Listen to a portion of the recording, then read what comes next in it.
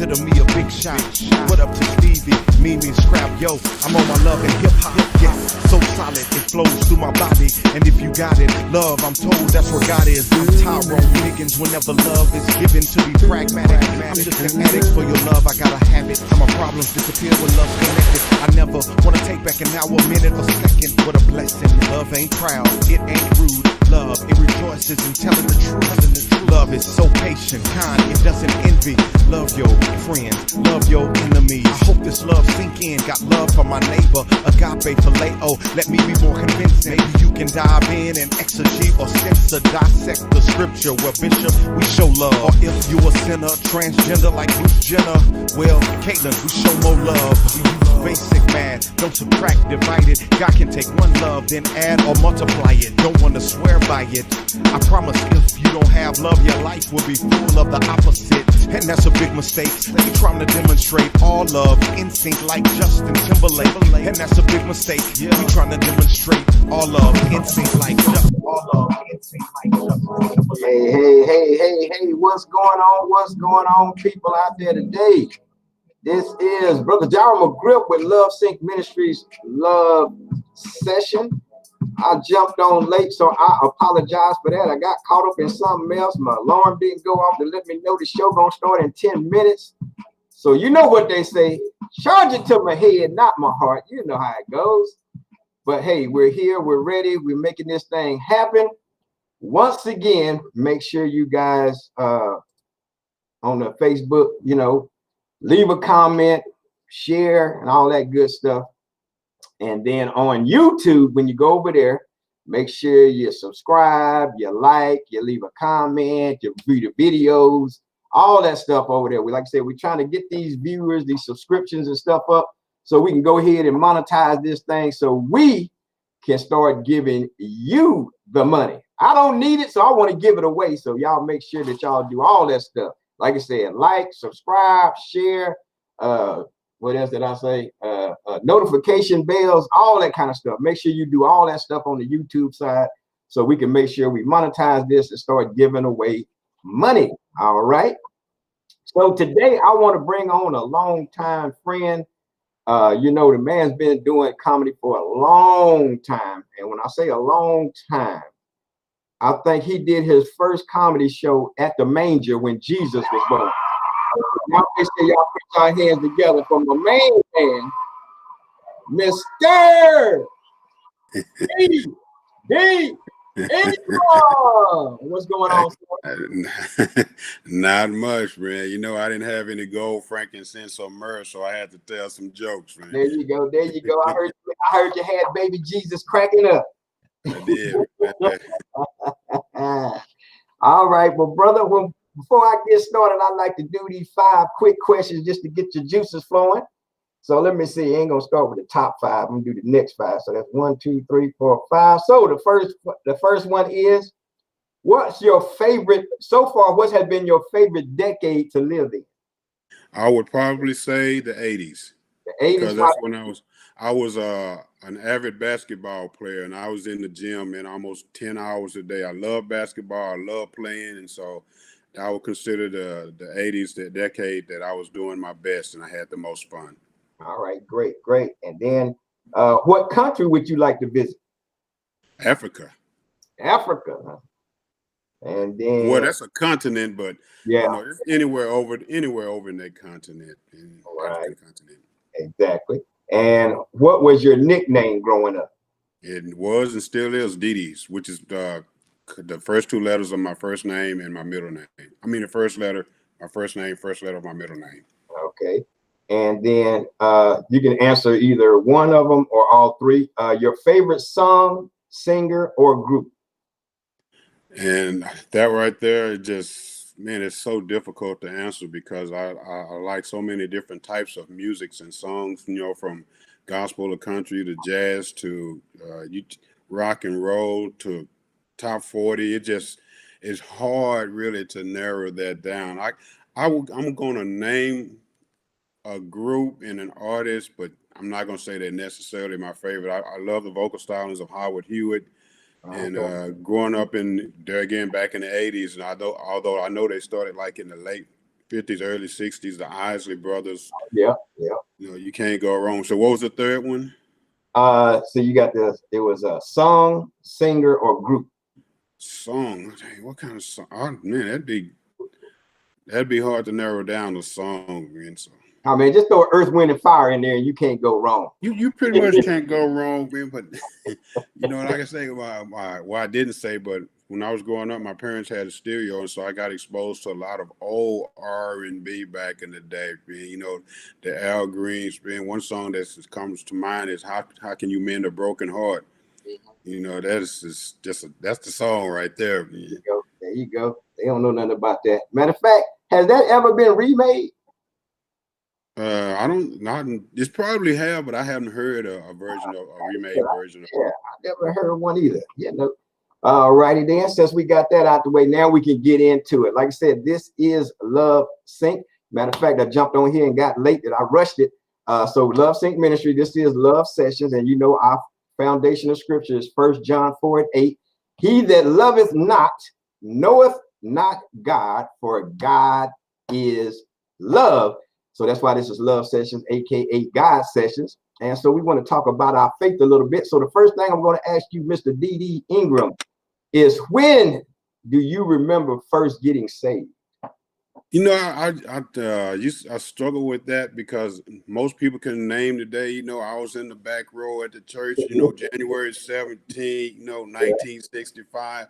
And I can't narrow it down to a date because as I struggle to find Christ, you know, I've made that confession like 75,000 times, you know, and so I can't narrow it down to one time. I will say this: I'm a member of Oak Cliff Bible Fellowship under the leadership of Dr. Tony Evans, and so at some point, you know, I realized that having made the confession and was really truly convicted, you know, even though I did it multiple times, it only took one, so I couldn't narrow it down to it. Right. All right, so then let me ask you this. What do you remember when or what year did you really finally start taking that walk serious? Like, okay, I got it now. This is what I'm going to be doing. I'm gonna say when I first began to take that step toward the seriousness in sometime in 1993. Okay. All right. So now let me ask you. So from the times that, like you said, you was kind of like, okay, I confessed it and I was going to church, until the time that I like, okay, this is what I'm going to take. I'm going to take it serious. So in those times, between that time right there, what was life like then? Was it kind of same as if you weren't saved, or were you kind of like, okay, I kind of feel something, but then I'm not really doing nothing. I think I'm saved, but I'm not saved. So how was that? How was your life in that period? In between the two periods, it was a combination of all of those things that you said. Because in the beginning, you go, I'm saved, but you know, this flesh, man, is used to doing, living a particular way and doing certain things. And so, and then you learn that God's love is, you know, it's beyond what we can think of. And so it's an unlimited amount of forgiveness. You know, I think Peter was trying to be bold and asking Jesus, you know, how many times should I forgive my brother? Up to 7 times, you know. So I guess back in the day, 3 or 4 times, and then it was a wrap. So Peter say up to 7 times. And so I said that to say this: I know God's forgiveness is unlimited. So back in the day, as I was transitioning from, you know, a secular person to a saved person, I was like, well, I know I'm going to be forgiven, so I'm going to go ahead and do this. You know what I mean? Yeah. And then I'm going to ask for forgiveness. And then at some point, you know, you have to get serious, you know, and go, well, I'm going to turn away from those things. It's still a struggle. It's a day-to-day struggle, but I'm a lot better at it now than I was in the beginning. Right. So now, were you married in that struggle time, or did you get married after you got serious? After I got serious. After you know, in between, you know, I did how the, you know, people out there doing now, you know, shacking up and telling my God understand, he know my heart, you know. So that's when I had little knowledge, you know. So I was like, you know, he know my heart, he know what I mean. I may get married one day, but right now is not the time. Right. Okay, you know, that brings up an interesting situation. So when we do that at that time, and like I said, we kind of like, we go to church, but we say we saved, but then we still doing what we do. What do you think has us doing that? What do you think wouldn't make us commit that we would live that life but we kind of straddled that fence and kept going back and forth. What do you think our mindset was that had us doing that? I would say it has to come down to a complete lack of knowledge of who God is and what He requires. You know, and so instead of knowing His word, we put our word in place of His word and say it's okay. I got you. Okay, so now the question is, now that you're serious and you got married, so now from that point on, and then even having kids, so how did, now that I'm serious about this word, how did that translate and make you a better man in faith, a better husband in faith, and then a better father in faith? A better man in faith, because I began to read the Bible, something that I didn't do when I was growing up. You know, we go to the old Baptist CME and all of those churches that are associated with the African American culture. And, you know, I heard a lot of, what do they call it, hooping, but not words. And so there's one that, you know, I go back to Tony Evans. Back during that time when I wasn't saved and I was struggling, one of the things that helped me in that making that decision was the expository teaching of the word, where preachers were not just preaching as we knew when we was growing up, but they were explaining, you know, different concepts and things about the word. And the apologetics, man, helped a whole lot. And so it drew me to want to read the word and find out for myself, because at first, in the youth, they told us. In my adulthood, they told us, and then say, now you go find out if I'm telling you the truth. You know, as far as being a better husband, you know, there's the prescription to being a better husband is in the Bible. It's just replete throughout the Bible. I haven't perfected it, but I'm getting better. And that's why the Bible is not a once read, it's a life read. You know, and as a human being, it helps me in my dealings with people on a daily basis, because, you know, growing up in Stop Six, Texas, if you're familiar with the Texas area, the Dallas-Fort Worth area, you know, it's like South Oak Cliff or any other hood. You know, people come from California, you know, I'm from Inglewood, you know, I'm from the Boogie Down Bronx. If you're from New York, man, you know, it's the same. You know, that's our version in the South of those neighborhoods. And so we have a particular mindset and attitude in the way that we deal with people. And so as a man of Christ, I had to set aside those street ways and learn different ways to carry myself and handle my business. Okay, and then now, do you have just one child, two? What you got? Well, by my wife and I, we have four. She has two, and I have two. Before we got married, so we already had 2 kids each. So we have a total of 4 kids now. Boys and girls?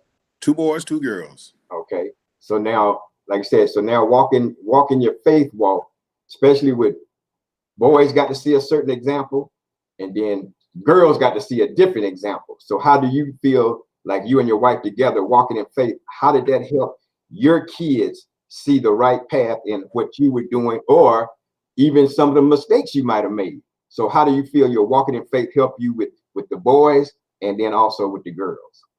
Well, with the girls, it's more prevalent because they were young when I married their mom, but the oldest was a teenager. The youngest one was 7 turning 8. My boys they lived with their mother, and so there was not much influence as far as them being in the house and seeing my faith walk.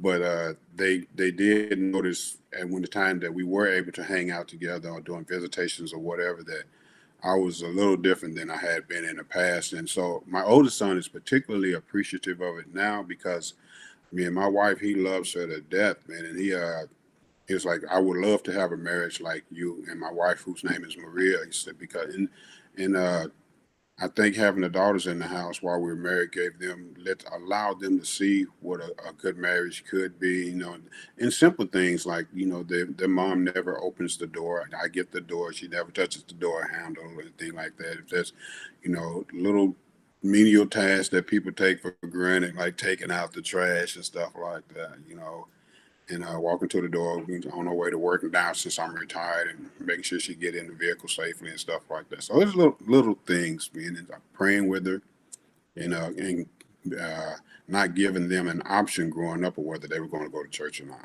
Right. See, I used to open the door from when I first got married. You know, I used to run around there to open the door for my wife, and she would already be out the car by the time I get around. Right. She did that for so long that I was like, all right, forget it then. I ain't even trying to open the door for you. Since you go, now that she older, now she just sitting there. I'll be in the store now. I'm just kidding. It took a while, but she's accustomed to it. Sometimes it takes a minute. Yeah, it took a long minute, but she, I think I'll keep her anyway though. But it's all good. Yes, sir. So now I'm gonna get into your field of comedy, which I know you've been doing for a while. So another thing about faith is because we always have to go into the world and do things, especially with comedy. It was always a thing that, you had to go to comedy clubs where there's Right. drinking and stuff like that, and a lot of profanity going on. So now did you start out saying, okay, hey, to stay in this game, I know I'm saying, like I say, God knows my heart, but I might have to use a little profanity to keep the crowd, or did you just stay straight, no profanity at all? No, I have to transition to that. And the funny thing about the profanity is I didn't realize I was profaned until I started recording myself. Because profanity was such a natural part of me. I give an example. I had a friend that I went to school with that he cussed so much that I challenged him one day. I said, I bet you that you can't go one day without cussing. And the first thing came out of his mouth was a cuss word, yes, I can. So I said, let's make it simple. I'll bet you a nickel that you can't, you can't do it for a day. So he's like, okay, bet. And we're sitting outside talking. And he got about 15 minutes in. He just gave me a quarter. Say, hey, man.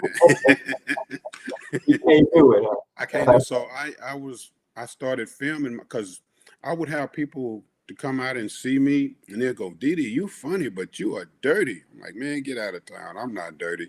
So I started recording myself, and then there's one particular video that I recorded that I watched, and I just cringed, man, because I couldn't believe how many times I cursed in the video. Wow. And so from that point in time, I made a cognizant effort not to do it. It took a long time. And truth be told, it doesn't happen very often, but every now and then it still does to this day. And I've done a number of churches, and you're talking about if you've never prayed before, you would definitely pray before you do your set in the church, because that's the last place I want to slip up. Yeah, because they won't let you back no more after you do that. No, they won't. That is for sure. So yeah, that's crazy. But so then now, how do you now once you got that straight, and like I said, but you're still going to clubs, you're still doing things, like you said, you're saved, you're walking in your faith. So now that you're walking and you're not using profanity, did you find that it was easier, or did guys pull at you more? Because see, it's one thing when people know that you're walking in faith and you're trying to hold true to your faith, it seems like that's the more they're always trying to pull you in the other direction. So did you find that, as you going through the comedy club dealing with other comedians and stuff? It depends on the environment. In we say the Caucasian to mixed crowd, no, you won't find that. But when you get into the all black crowds, then what you'll find is people saying you're not being true to the game. You're not, people don't want to hear what you're talking, how you saying, because you're trying to perform in light of the light, if that makes sense.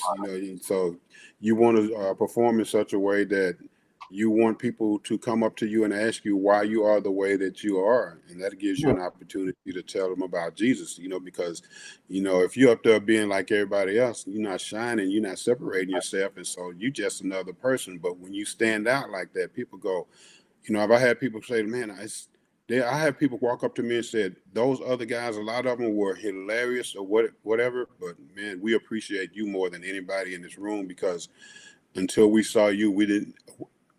I use a church as an example, including this in this story. It's like we didn't know comedy could be clean. We just we just thought that what they did came with comedy, and so that was the only way it could be done.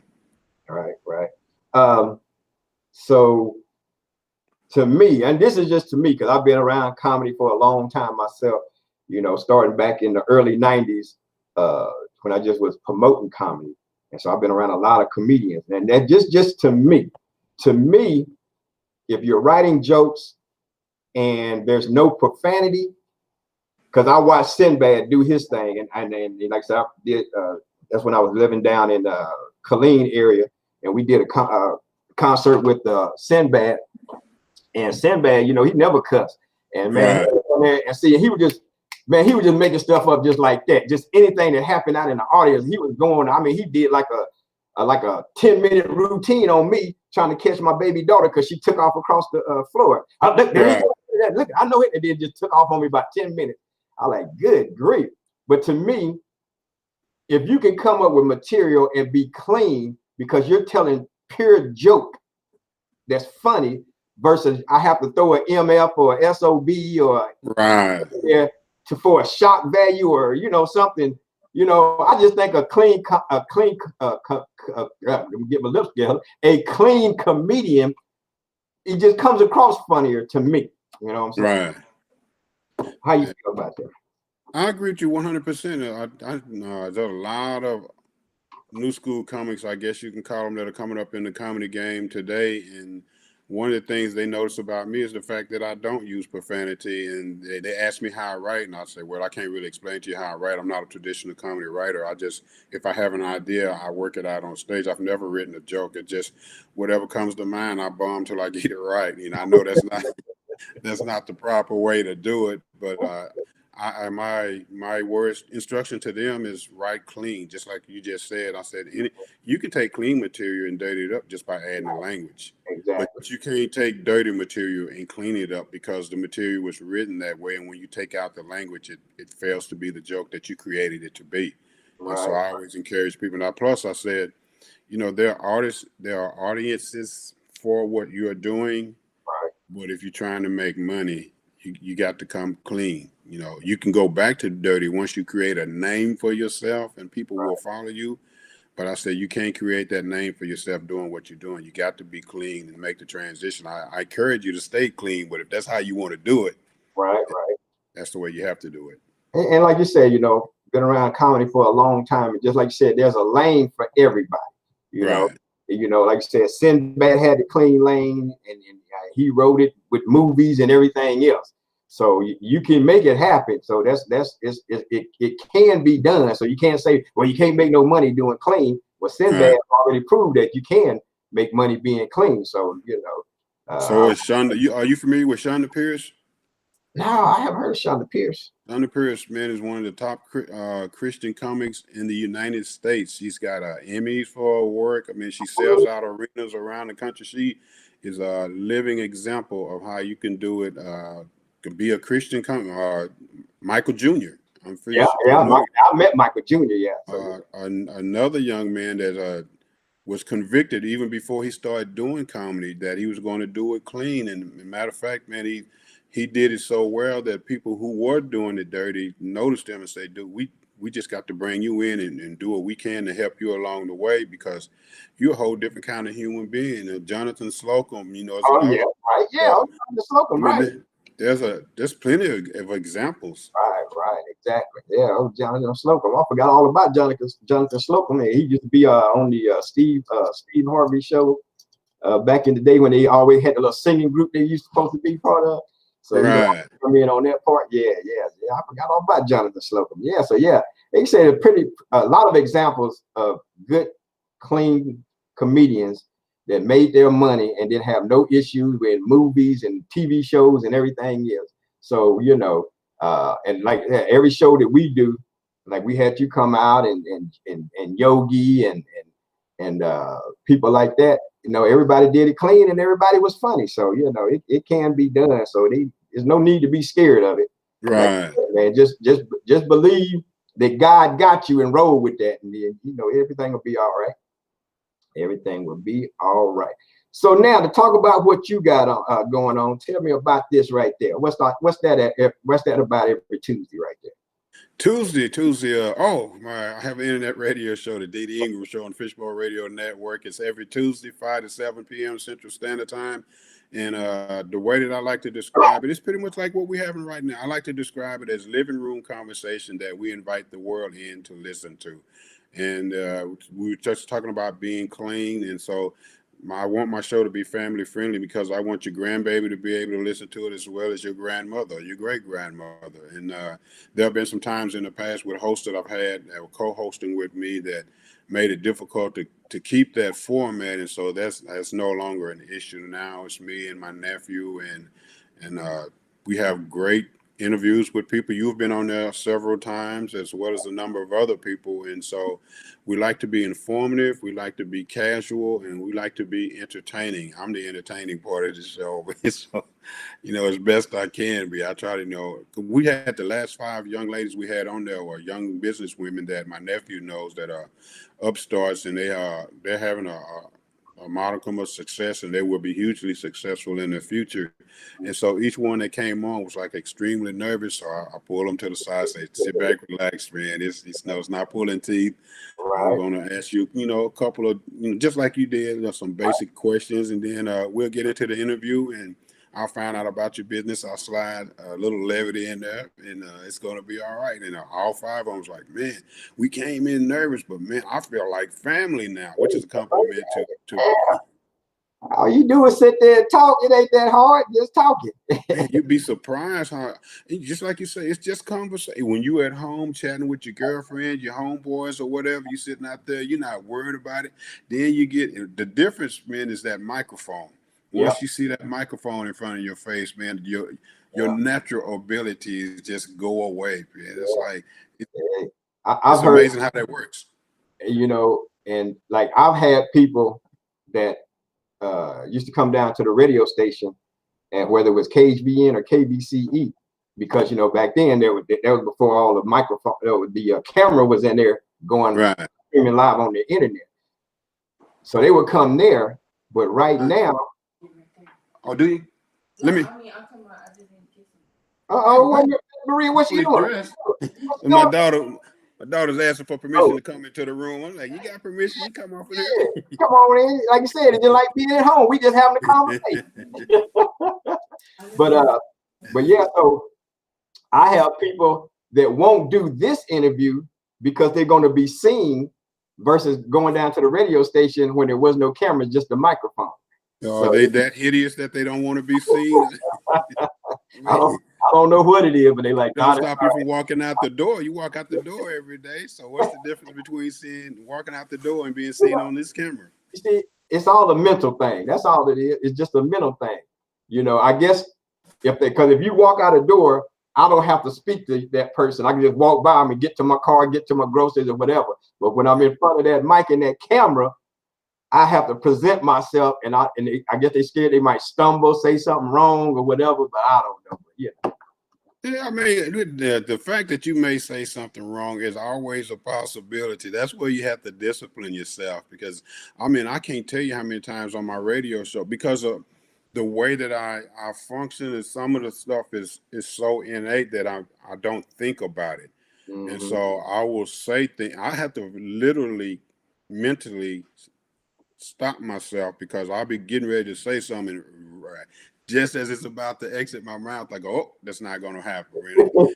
Because growing up, I never thought about it. I'm such a spontaneous in the way that I think, that I have to consciously, I don't want to quell it, but I have to make sure that I'm in control of it. Right, exactly. That's the same way I was on the radio. They like, well, what's the questions? I like, or the co-host be like, well, what are we going to talk about right now? I say, don't worry about it, because I want your true answer. I don't want to give it to you for you to think about it and then come up with an answer that you got all, you polished it and everything.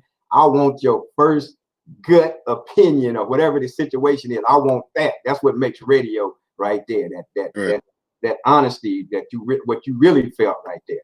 So yeah, I know what you mean by that.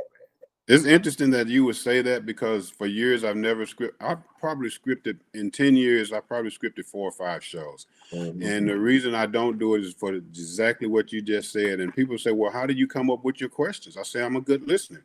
Mm-hmm. I say, the answer that you give me is going to lead me to the next question. Exactly. You may answer one question, but in you answering that one question, I will come up with 3 or 4 different questions just based on your answer. And so it's never a difficult thing for me.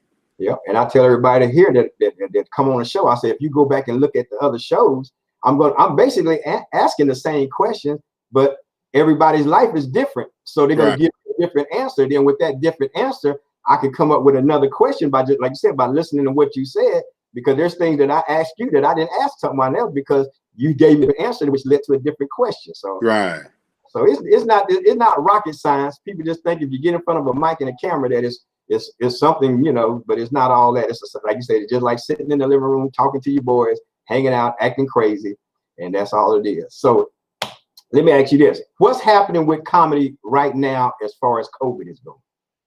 Oh man, COVID's got comedy shut down.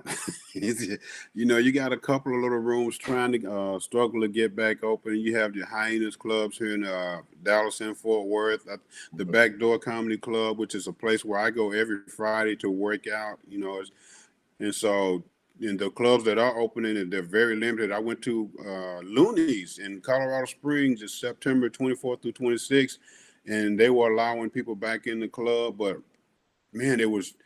Let's say the capacity was 300, they would only let in like 75, and then they so spaced apart, and you know that kills comedy. Yeah, Because proximity is what makes comedy work. And so they're trying to come back, but I was actually talked to two very established comics in the last couple of days. Well, I think you probably know both of them. Miguel Washington out of Atlanta, Georgia. I just interviewed him. If you look on there, I interviewed him a couple weeks ago. Yeah, it's if you interviewed him, he'll tell it's shut down. I mean, it's and William Lee Martin, who used to go by Cowboy Bill. I met with him yesterday, as a matter of fact, and that was one of our conversations because he's been in the game. You know, with me, this is my path. This is my story. I started doing comedy in 1994, I believe it was, and I have quit a number of times for years at a time. So when people ask me how many years I've been doing comedy, I say it's really difficult for me to gauge because I've been out of comedy for like 4 or 5 years at a time, and I come back and do 6 months, and then I'll be gone for 18 months. And so I don't have a beginning to now continuous comedy thing. And so I mentioned that I was talking with Bill Martin yesterday, and one of the things by way of confession that I was telling him was I asked him, what was it about comedy that made you not do what I did? And what I mean by that was I was laid off from my job, but when I got recalled in 1996, I took the safe route and went back to work in 1996 until my retirement 2 years ago. And so what that allowed me to do is have a safety net, which is I have a pension and a 401k. In a couple of years, I can collect my Social Security. But I say, but you had a job, you walked away from your job, and you said, this is what you're going to do. And he said, his answer to me was, it was God ordained. He prayed about it, and God greenlighted it. And so even though he struggled, married, divorced, married again, lost 2 homes, vehicles, just all kind of things, the struggle was worth the outcome. And so he built a very successful career only to have it shut down with COVID. Yeah, that's crazy, man. Yeah, so hopefully this thing will pick back up this year sometime, because I want to do at least one more comedy show before I just call it quits. Because this month I'm turning another year, and I think I'm about to, if it ain't something like this, then that's it. But I think I still want to. I'm selfish that I want to put out one more comedy show before I just say I'm not doing anything outside of this format right here. But I still got one more comedy show I want to put on. So hopefully everything will clear up and we can make that happen. So man, go ahead. Obviously, I would challenge you to say that even though you're saying you want to do one more comedy show, when you have a gift like this that God has endowed us with, you can't quit. Can't quit. You can't, in some way, shape, form, or fashion. You know what you're saying. What I'm hearing is that you might not stand up in front of a crowd behind a microphone and do comedy, but you have this vehicle right here, you know, and you have your social interactions and the laughter that God has given you. I love this Michael Jr., man, and I adopted this when I pray before every performance. Michael Jr. says, I don't go out to make people laugh. I go out to give them laughter. So when I perform these days, that is my prayer every day. I say, God, you have given me laughter, so allow me to give it to them. And that's every performance. I always pray that. And so I say it's in you. It's going to come out of you, whether you're standing behind a mic or not. Yeah, man. You know, it's just funny because, like you said, I host, but I don't do comedy like you guys do. And I remember back in the 90s when I did one of my first hosting, and I went down. You remember Paul Luther, right? I do. Yeah, Paul Luther. It was Paul Luther, and I went down to Houston to pick up this guy. He used to call himself Silk Willie Dunn, the bus driver. Man, God rest his soul. Yeah, a few years ago, man. I went to Japan with him. What? Oh, Silk crazy. And I forgot who the other person was, but on the way back, we got stopped by the police. So when we did the show the next day, so he did a whole routine on me getting stopped by the police and stuff. So I'm hosting, so I'm trying to get back at him. So I go make a joke about, because we went to his house and he didn't have no doorknob, just deadbolt locks, right? So I did my little joke, man. It's about 600 something people in the audience. Nothing. Wow. Nothing. Not a peep. Not nothing. I mean, 600 people dead quiet. I'm like, woo-hoo. I said, boy, this ain't no easy task here, boy. You got to be doing it. But it's all good. But just in case stuff do open up or somebody is doing something, how can they get a hold of you? Number one, for the comedy, and then number two, if they want to be on your radio show. If they want to be on my radio show, they can go to my show page, which is Dee Dee Ingram Show. It's on Facebook. So if you're on Facebook, just type in Dee Dee Ingram Show, and you can get at me either way for comedy or to come on the show. My personal telephone number is area code 817-925-7438. They can reach me that way. I don't mind giving out my number, because if you call me and I don't want to answer, I'm not going to answer it. I'm going to block you. So and now what they're going to hear is, hello. There you go. You're looking for. It's amazing when people hear that, they feel that their natural response is they have to sing their answer back to me. And then, so that was the show. How can they get a hold of you for performing? Through my cell phone is the best way. Same just through the cell phone.